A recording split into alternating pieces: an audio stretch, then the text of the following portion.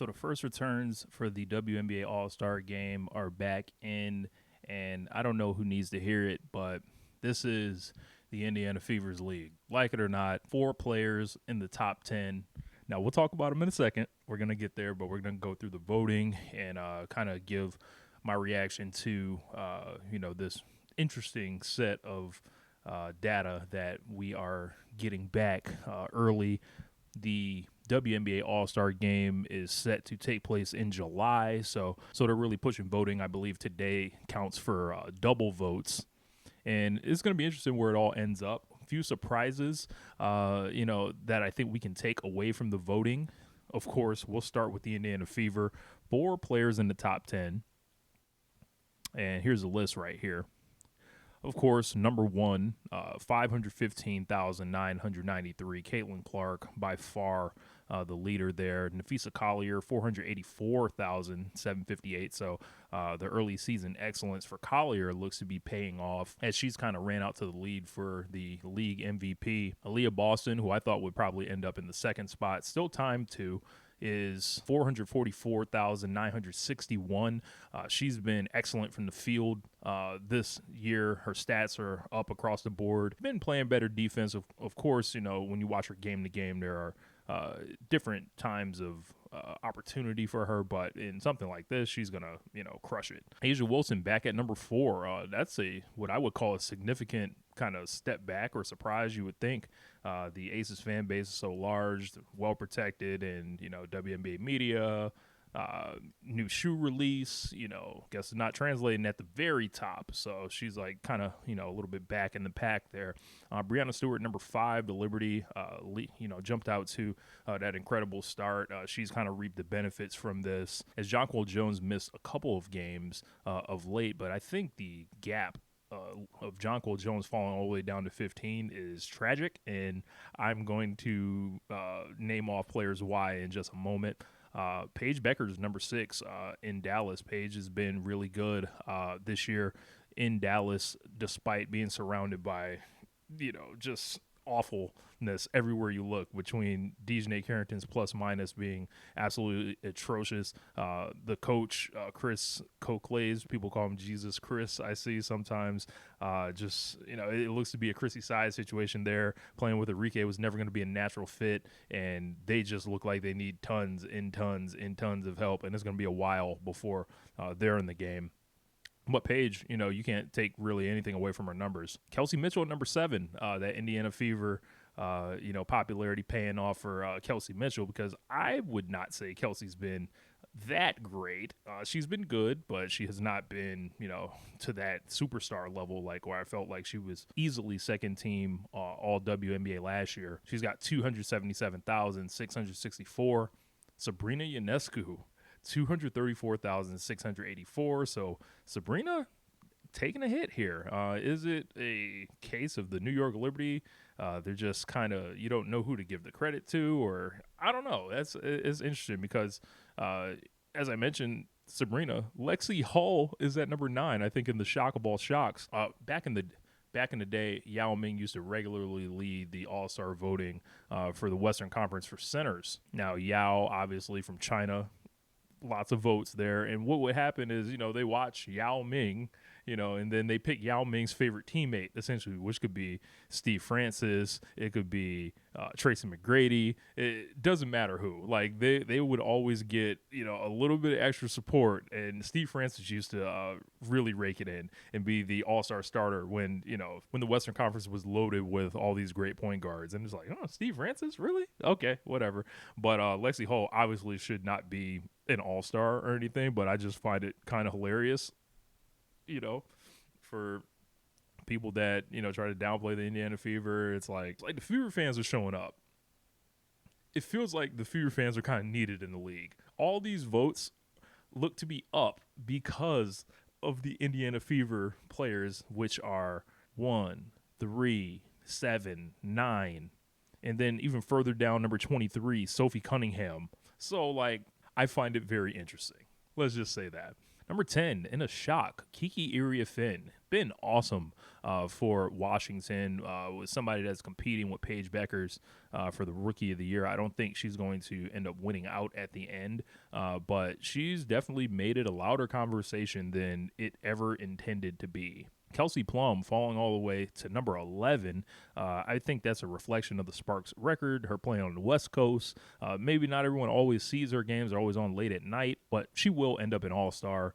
And Satu Sabally, a part of that revamped core in Phoenix with Alyssa Thomas, who is all the way down at number 21, which stinks. I kind of chalk that up to the West Coast thing because her stats have been pretty good as well. And I think that Satu is a fairly popular player, but could stand possibly from suffering from the small market, thing there. If she was in New York or even Indiana, I think she'd be way up there. Angel Reese, all the way at number 13. So Angel Reese is averaging 11 points and 11 boards this year, but has really struggled and turned it around of late the last 2 or 3 games. But at 37% on those stats with that level of non-winning going on in Chicago, she wouldn't really necessarily make my All-Star team. I would have to sit it down and get it on paper, but just thinking about it, I'm like, yeah, I don't see how I could justify making her an All-Star, but she's all the way down at 173,363. You would think she would be more popular. Her Instagram followers are constantly touted as proof of her motion. She's been part of, some pretty big games against the Indiana Fever this year, but there's something not clicking. I think people are kind of looking at the on-court performance this year and feeling like that step forward has not been taken for her. And they've had a lot of turmoil going on in Chicago, from injuries to rotations to just making very ill-advised front office decisions with that roster. Now, probably in the biggest travesty of this thing, Aliyah Gray all the way down at number 14. I think there's an argument that Aliyah Gray has been one of the 3 to 5 best players in the league this year. She is having a career year at the age of 30. And when I think of, the philosophy of Atlanta and Carl Smesco, she fits it pretty much better than anyone. And she's been the leader. She's having a career year by pretty much any metric, and the Dream are good. They're my local team, and I can't wait to get back out to a game to see her in action against some of the other best players in the league. Jonquel Jones down at number 15. I hate that it seems like Jonquel Jones gets overshadowed. I think she's the best, most important player on the Liberty. I know statistically it might not always measure up in that direction, but when the going gets tough for the New York Liberty in tough, physical, tight games, she's the one I feel like that guides them through. When Sabrina tightens up a little bit, when the physicality has Breanna Stewart a little bit bothered, it feels like Jones should be getting much more credit here. Natasha Howard at 16. That is 6 fevers I see just in this first page. I haven't been thrilled with some of the individual moments. She's been okay, but this is that Yao Ming tax right there. Gabby Williams has been really good for Seattle. She could probably stand to bump up a couple spots. Nneka Ogwumike as well, right there in the middle, followed by De'Erica Hamby. Rickea Jackson, who's barely played, so I don't know why Rickea Jackson's on here. She had, I believe, a concussion issue that took her out like in the second or third game of the season, and she might have just come back like last week. Camila Cardoso, sometimes I call her tall and that's all, so I don't know why she's on here. Sophie Cunningham, Indiana Fever, Yao Ming tax. Jackie Young on the Aces has to be considered a disappointment to be all the way down at number 24. You would think she would be given a little bit more love here, but, she was not. And Ryan Howard at number 25, also a disappointment. You would think she'd be a little bit higher, but this, for me, says that the Indiana Fever are driving a lot of these votes on this. The voting body on this, I don't know if it's necessarily people who say they watch the games and then don't support in the voting, if it's people that vote based on the outfits, but we gotta stop being surprised by some of these. I've seen a couple funny tweets like, how is Sophie Cunningham have more votes than Jackie Young or Ryan Howard. I'm like, you can do goofy things with the All-Star voting because it's All-Star voting. Like, why does Angel Reese have more votes than Jonquil Jones? Why does Lexi Hall have more votes than Alicia Gray? It's some combo of popularity and production. Sometimes they work in conjunction. Sometimes they're not connected at all. So they cut it off at 40, but I mean, we're so low on this thing. I don't think it really matters. So just a couple interesting ones. Dewana Bonner is at number 38. So that's someone at Yao Ming, Indiana Fever tax. Kate Martin at 31 with 67,000. I think you could swing Iowa tax for Kate Martin there. Damaris Dantas is on there at number 30. So like, the Indiana Fever effect is real. Dejanay Carrington at number 27. I don't know if she should be voted for. Like, that is, if you look at her on-off numbers, it is hideous. Enrique Ngumawale, all the way down at number 34, has been tragic this year. Temi Fagbenle, I think you can shoot her some Yao Ming tax at number 32.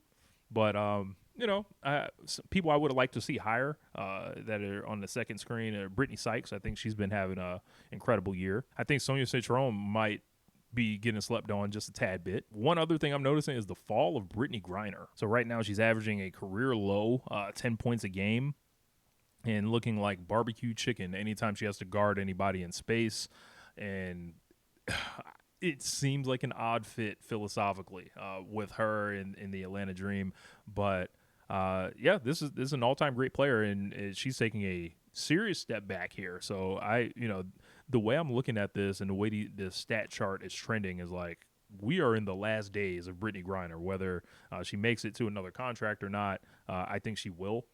But she's clearly on the next path in her career. But what do you think about the voting? Are you shocked to see this many Indiana Fever players? Personally, I'm not. The Indiana Fever run this league, and I think it's time that people recognize it as such and stop being surprised or baffled about it. So the biggest remaining question for me would be who are going to be the top two vote getters, which will be the captains of each squad. I think right now it's Caitlin and Napheesa Collier. I think that would be fine if it ended that way. You could end up in a situation where Caitlin's got to pick Aliyah Boston. She's got to pick Kelsey Mitchell and then go up against the rest of the league anyway. And it'll be kind of art reflecting life with the All-Star game turning into Fever versus the world. So what do you guys think about that concept? So my name is Rich Latta. I'm up out of here. I'll holla at y'all next time. Peace. This is One Lifetime.